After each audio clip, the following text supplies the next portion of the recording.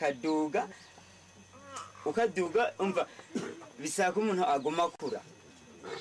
urumva umuntu arihana uno munsi yihanye hama hakabaho gukizwa hama noneho karengero kaja mu bintu by'Imana none twe tuguma muri vyande vyo kwihana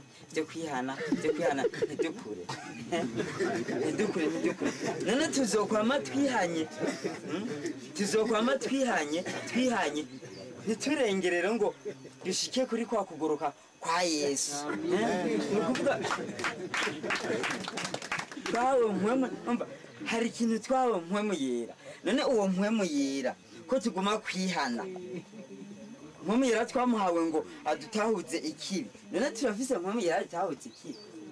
vyumvikane ko twama mu vyagize nta mpwemu yera dufise ahubwo dukwiye gutambuka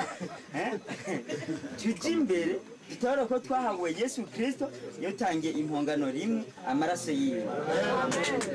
hanyuma aca duha isezerano mpwemu yera amaravye kuri ivyo nje ntabisinye cyane je nubatse ama rero nukuvuga je ndi umwe numvise izinyigisho kandi ndi umukozi w'Imana wo hasi y'abandi zisindeje aba rero nukuvuga je sangwa ndi umukozi w'Imana wo hasi y'abandi hariho pastor hariho n'uwundi umva jenzo hagarara imbere yiwe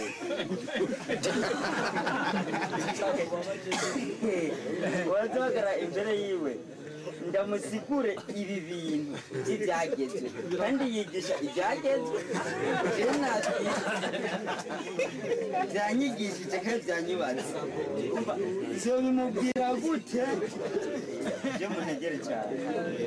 nzobimubwira gute bizomwinjira gute kandi hariho ushaka kugira ngo uri muto mu byo kwizera uri muto mu byo kwizera mugandi yumvise ubundi gihangana